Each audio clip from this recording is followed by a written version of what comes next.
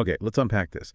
When you hear the name Timbuktu, what immediately comes to mind? For many, I think, is that phrase, the middle of nowhere, right? A dusty, remote place, sort of synonymous with extreme distance. But what if that widely held image, that almost mythical remoteness, is not just incomplete, but in, entirely, profoundly wrong? What if Timbuktu was actually a vibrant intellectual capital at a time when much of Europe was still, emerging from what we call the Dark Ages? It's really fascinating, isn't it, to think how a city deep in the heart of West Africa could have so thoroughly redefined the boundaries of intellectual achievement. It challenges so many of the historical narratives we often just accept without question, particularly regarding Africa's place in global intellectual history.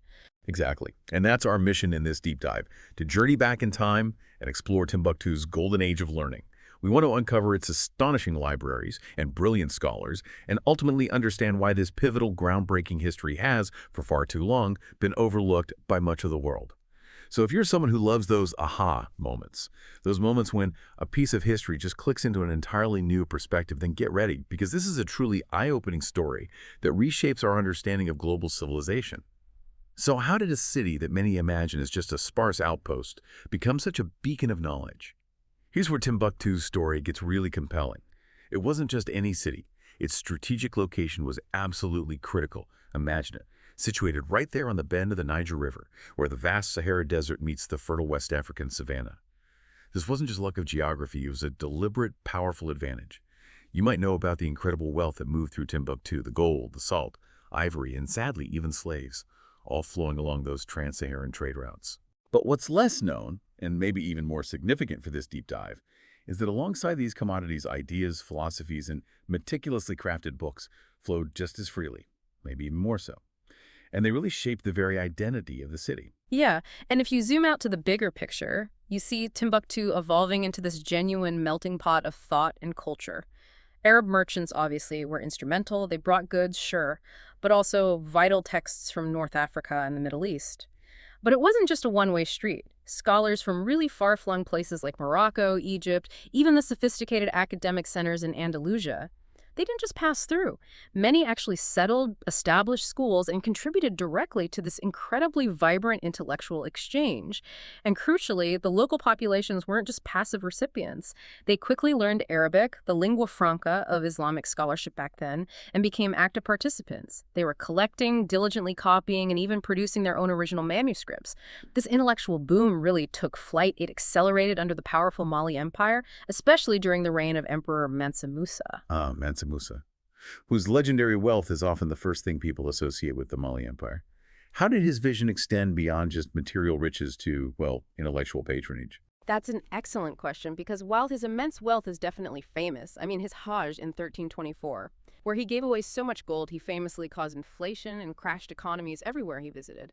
That certainly put Mali on the global map. But maybe his most profound and lasting contribution was his unwavering commitment to education and knowledge. Mansa Musa didn't just understand the value of gold, he really got the transcendent value of intellectual capital. So he poured vast resources into funding the construction of magnificent mosques, establishing new schools, and critically expanding the libraries right there in Timbuktu. His patronage essentially laid the groundwork for the city to become a true intellectual powerhouse. It transformed it into a magnet for scholars and students. And at the very core of this intellectual explosion was Sankore University. Now, for us today, the word university probably conjures images of sprawling campuses, lecture halls, dormitories. But Sankore was something far more organic and arguably just as powerful, maybe even more so. It was this decentralized network of mosques, scholar-led households, and private manuscript collections that functioned together as centers of learning. It stood as one of the oldest and most respected centers of learning in all of Africa, attracting brilliant minds from across the entire Sahel region and beyond.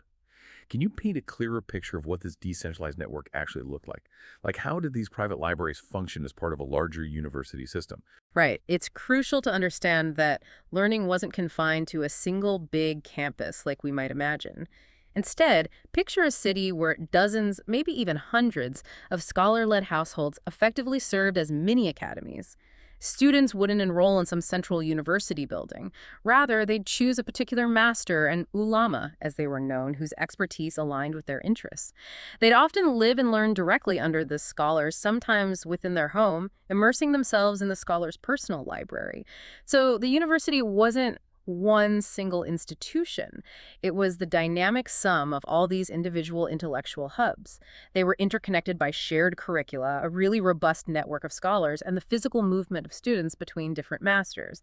And those private collections, they weren't just personal hoards, they were living, breathing academic resources absolutely central to the learning process. That brings up a key question then. What exactly did they teach in these vibrant intellectual hubs? One might assume it was heavily skewed towards religious texts, but I suspect it was much broader than that. Oh, absolutely. The curriculum was incredibly broad and sophisticated, deeply rooted in the Islamic tradition, yes, but encompassing a huge array of disciplines.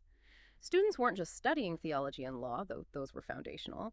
They delved deep into astronomy, developing star charts and calendars crucial for navigation and agriculture.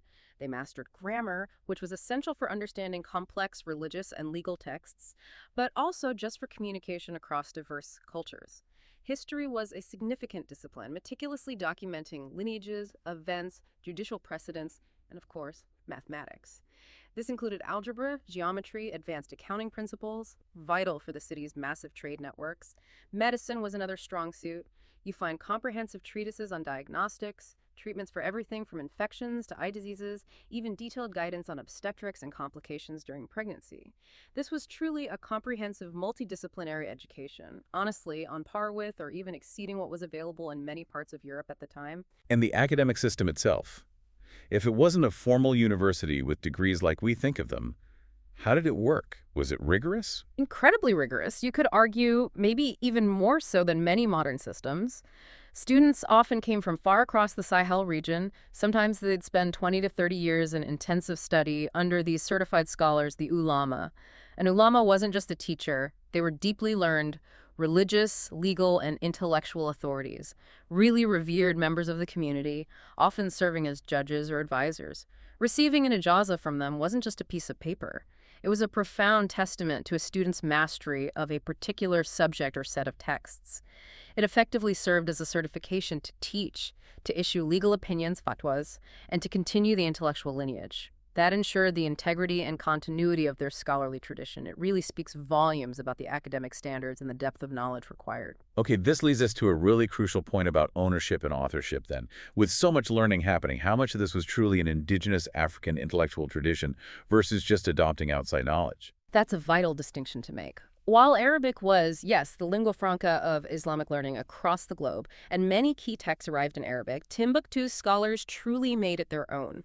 What's particularly significant is the widespread use of Ajami, that's African languages like Fulani and Songhai, but written using the Arabic script.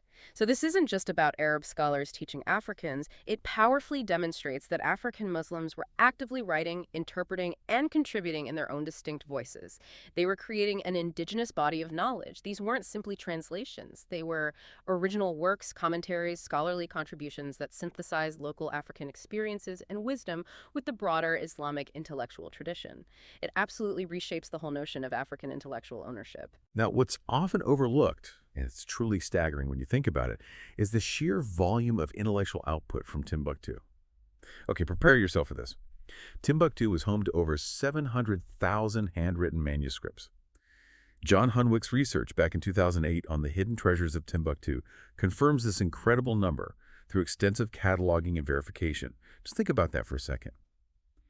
During the 14th to 16th centuries, when much of Europe was still reeling from the Black Death, slowly emerging from his own medieval period, and hadn't even dreamed of the printing press, Timbuktu wasn't just a city, it was a thriving metropolis of books.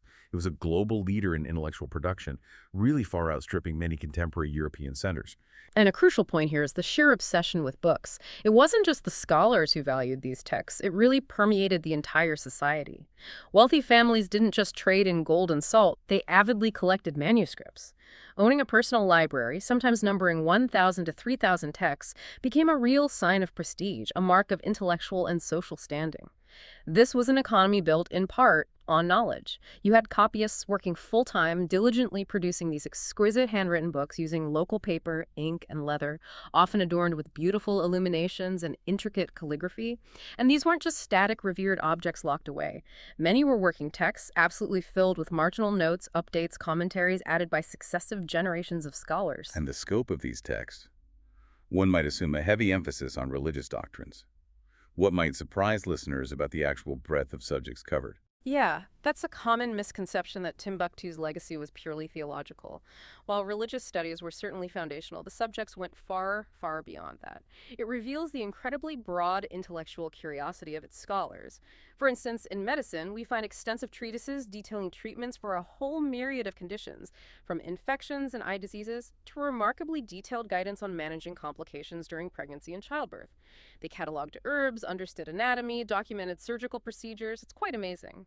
In astronomy, they produced sophisticated star charts, precise calendars for planting and religious festivals, intricate lunar predictions, all vital for navigation across the Sahara.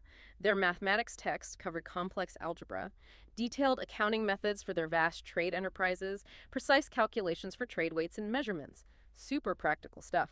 And in law and politics, you'd find everything from records of legal disputes and meticulously documented tax records to comprehensive manuals on governance and ethical leadership.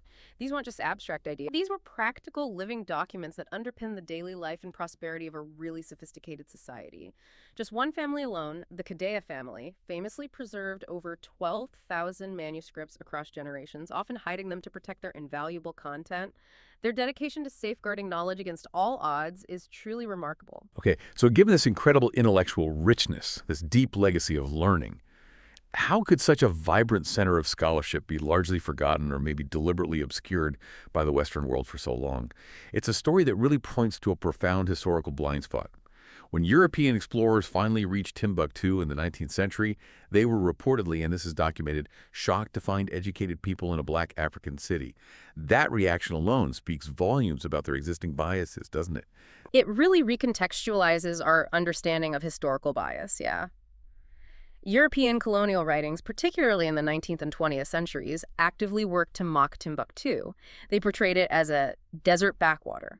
Or, more insidiously, they falsely claimed that any significant manuscripts found must have originated solely from Arabs, deliberately downplaying or outright denying the intellectual contributions of African scholars.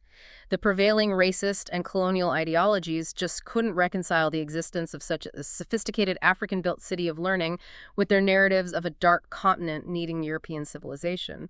It was, frankly, a conscious, systematic effort to erase or diminish this history to justify colonial conquest and rule. And yet, despite these powerful attempts at erasure, the intellectual tradition somehow survived, almost like a quiet, persistent current beneath the surface. Precisely. The resilience is astounding. Families, because they understood the immense value of their intellectual heritage, ingeniously hid these texts. They stored them in boxes, sealed them within basements, some even buried them in the desert sands, safeguarding them for generations. This wasn't just about protecting old papers, it was about preserving their identity, their history, their collective knowledge. It wasn't really until the latter half of the 20th century that dedicated scholars like John Hunwick, whose work we mentioned, and local heroes like Abdelkader Haidara began the painstaking work. Locating, cataloging, preserving these manuscripts. Their efforts brought this largely hidden history back into the light, finally proving the immense scale and intellectual depth of Timbuktu's written legacy to a world that had largely chosen to forget it. And the story of these manuscripts takes a really harrowing turn into modern times. In 2012, during the Mali Civil War, Islamist rebels linked to al-Qaeda seized Timbuktu. These extremists, with their ideological opposition to historical and intellectual heritage, posed an immediate grave danger to the precious texts. They threatened their complete destruction. It became this terrifying race against time to save them. What truly captures the imagination here is the sheer bravery and quick thinking of the local librarians and families. Under the incredible leadership of Abdelkader Haidara, who'd already spent decades preserving these texts, they launched a truly heroic, covert operation. They meticulously smuggled thousands upon thousands, the figure is over 350,000 texts out of Timbuktu, often right under the noses of the armed rebels. They used whatever means they had available, cars, donkeys, even small boats, ferrying them across dangerous terrain and waterways. They hid them in secret storage locations in Bamako, Mali's capital. It just demonstrates this profound, almost spiritual belief.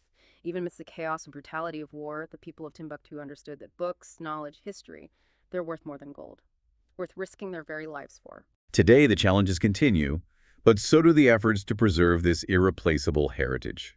Projects like those by the Hill Museum and Manuscript Library, the Mali Manuscript Project, they're meticulously scanning, digitizing, translating these fragile documents, making them accessible to scholars and the public worldwide. But the scale of the task is immense. What are some of the ongoing hurdles they face? The challenges are definitely significant. Securing consistent funding for such an enormous undertaking is a constant battle. It's expensive work.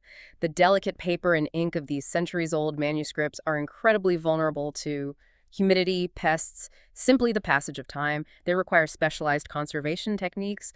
And of course, navigating the ongoing political instability in the region means that even just accessing some of these materials can still be dangerous.